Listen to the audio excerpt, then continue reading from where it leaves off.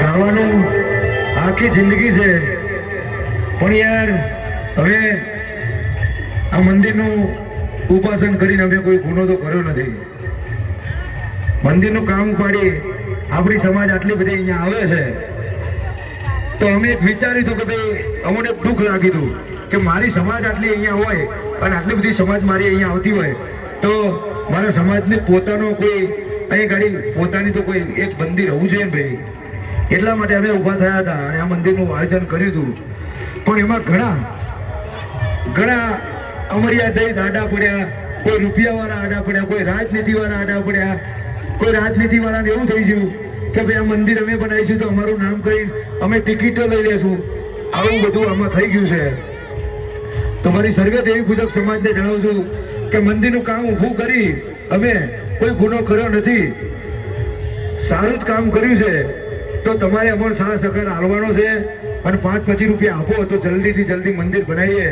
બાકી આ રીતે અમે આખી 5-10 વર્ષ અમારા બગાડીશું ને, 5-10 વર્ષ બગાડીશું ત્યારે આ મંદિર બનશે. પણ તમે ઉતાવળથી 5-25 આપો, તમે 500-1000 રૂપિયા આજો. આજનો મેળો એવો છે કે એક માણસ 1000 રૂપિયા આપી જાય ને તો લગભગ કરોડ રૂપિયા ભેગા કરવા હોય તો થઈ જાય. 1000 રૂપિયા એક માણસને આલવાના કાંઠા પડે નહીં, પણ એ તમારા 1000 રૂપિયા કેવડું મોટું દાન થઈ જાય. 1000 થી 1000 જોડાય, 1000 માણસ 1000 રૂપિયા આપે એટલે 1 કરોડ રૂપિયા થાય. ખાલી 1000 વ્યક્તિ 1000 આલે ને તો 1 કરોડ રૂપિયા થાય. તો કોઠામાં તો લાખોમાં સંખ્યા હોય, લાખોમાં.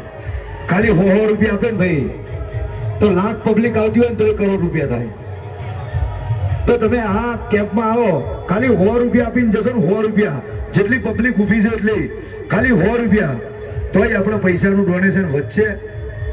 મારી સર્વે દેવી પૂજક સમાજને એટલું જણાવું છું કે ગાવાનું તો કિરણ જાણો આખી જિંદગી ગાશે. અને તમે મારા ગીતો સાંભળ્યા છે, મારા ઝીલણી સાંભળ્યા છે, એ તો તમે સાંભળી લેશો. પણ આ બહુ મોટું કામ છે સમાજ માટે. આમાં તમે સાથ સહકાર આપો, સપોર્ટ આપો તો અમે વહેલા નવરા થઈએ. અમારે આગળ કંઈ ધંધો કરવો હોય તો અમારે હુજે. બાકી આમાં અમે 5 વર્ષ ભરાઈ જઈએ તો અમારા 5 વર્ષ બગડે. પણ સમાજની અમે એક હેલ્પ કરીએ છીએ, સમાજના હિત માટે કામ કરીએ છીએ, સમાજની લાગણી માટે કામ કરીએ છીએ, સમાજની પ્રગતિ માટે કામ કરીએ છીએ. તો તમે એટલું તો સમજો કે ના સમજો? 500-1000 રૂપિયા એક માણસ આપી શકો ના આપી શકો ભાઈ? એટલે અડધી રાતે કોઈની માતા જમતી હોય અને વિજ્ઞાન જાથા વાળો હોય તો કિરણ જાણું ફોન કરે, ભાઈ કિરણભાઈ આવી જાવ તલવારો ધરિયા લઈને. એટલે કિરણભાઈ આવી જાય, બરાબર છે. ક્યાંક કોકને માર્યા હોય તો કિરણભાઈ ફોન કરે, કોઈના જોડે અત્યાચાર થયો હોય તો કિરણભાઈ ફોન કરે. સમાજમાં કંઈક એવું કાંડ થાય ત્યારે કિરણભાઈ બોલાવે છે. અને અમુક લોકો એવું કહે છે કે કિરણ આ બધા ગુંડા છે, ગુંડા. તો અત્યારે ભાઈ જો અત્યારે તો શરીફ છીએ, પણ કોઈ સીધી આંગળીથી ના માને તો ટેડી આંગળી કરવી પડે, અત્યારે જ ઘી નીકળે ભાઈ. એટલે એને ગુંડા ના કહેવાય, બરાબર છે.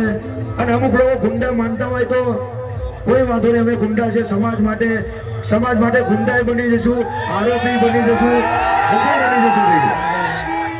એટલે મારી સમાજને એટલું કહું છું કે ભાઈ તમે લોકો સાથ સહકાર આપો, બીજું કંઈ નહીં. મેં તમારા વિશ્વાસે કર્યું છે, અમે તમારા વિશ્વાસે, અને તમે અમારો સાથ છોડી દેશો તો અમારું રાણી ધણી કોઈ નહીં રહે, મારું કરિયર બગડી જશે. અને કિરણ જાણુનું પત્તું કાપવા માટે તો હજારો દુશ્મન ઉભા થયા છે અત્યારે. મેં તો સમાજનું એમને લાગે છે કે 5 ઈંટોનું મંડળ માંડી મેં સમાજનું ખોટું કામ કર્યું છે.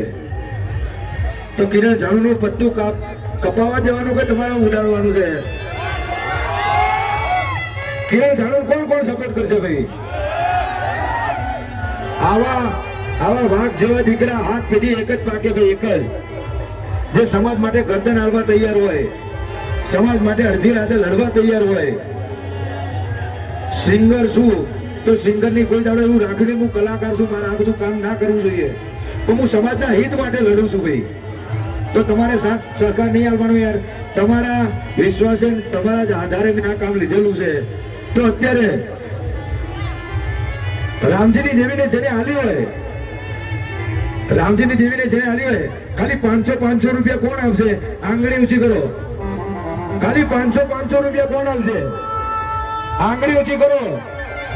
અને જો આ 500 રૂપિયા તમે રામજીની દેવીને અમે આપો અને કાલ સવારે 500 ના કદાચ લાખો રૂપિયા થાય તો મારી રામજીની દેવીને પૂછજો કે ભાઈ વાહ વાહ મારી રામજીની દેવી 500 રૂપિયા કોણ આપશે? આંગળી ઊંચી કરો ભાઈ.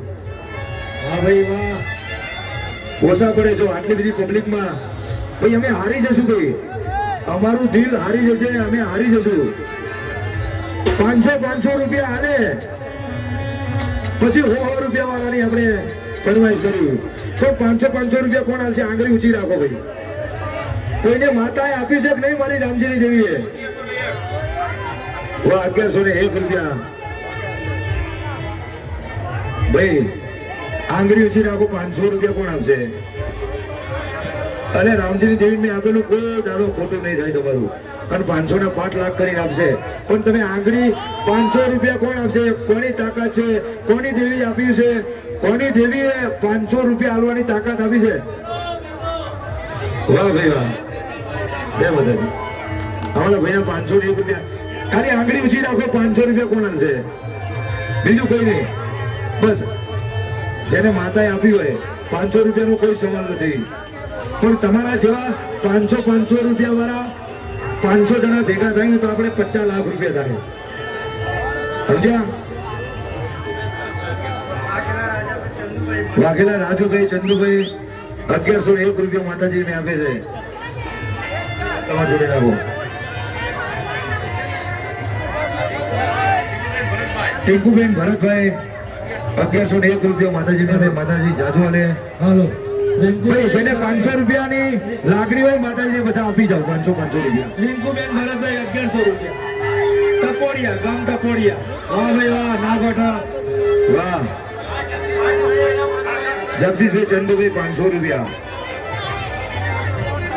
અને ભાઈ કોઈ એવું કહેતું હોય કે આ લોકો ગુંડા છે ને આ લોકો રૂપિયા ખાઈ જશે, જો અમારા દીકરા છે ભાઈ 1001 રૂપિયો. જો આ દેવીના રૂપિયા અમે ખાઈએ, આ ઇનામે ફરીએ, ઇનામે ડીઝલ વાપરીએ, ક્યાંક જઈએ, એના ગામમાં જઈએ ને 5 પછી વાપરીએ એની વાત અલગ છે.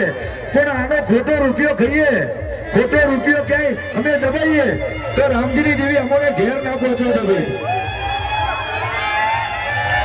મારી રામજીની દેવી અમને ઘેર ના પહોંચો છે ભાઈ. વાસના બગડાના વાસના